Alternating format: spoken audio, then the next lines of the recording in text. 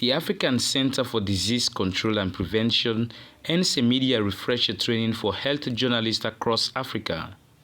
A training that was hosted in Abuja, Nigeria, among other things, is to capacitate health reporters on the continent and meanwhile deepen their knowledge on the new public health order. Jean Kwangwe, Communication Officer, African CDC, explains more. We all know that COVID has sort of transitioned from the acute phase of the pandemic, and we're now struggling with the point where the citizen rate, the populations, and even governments are no longer making the strategic decision of pushing the agenda of the COVID vaccine. And as Africa CDC, a continental health body, we still think that those are critical things that governments need to do.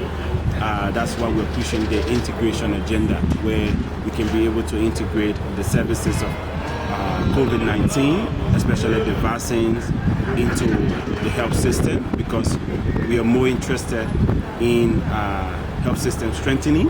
And in doing that, in the integration process, we also want to leverage the platforms and systems that we set out to battle COVID across the continent. We want to use that to be able to fight other disease outbreaks, because the diseases are still a huge problem on the continent as a whole. How important is this training for health reporters? It was quite a learning curve for me, also with regards to issues around health reporting and programming.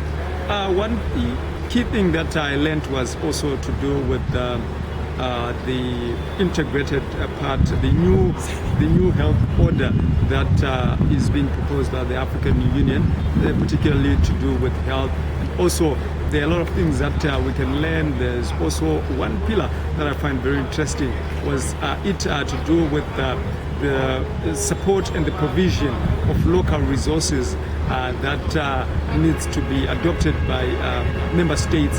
It was very important, because I got to learn a lot about African countries. I got to learn a lot about the Agenda 63 in depth, because it is also available on the African Union's website. It's very insightful.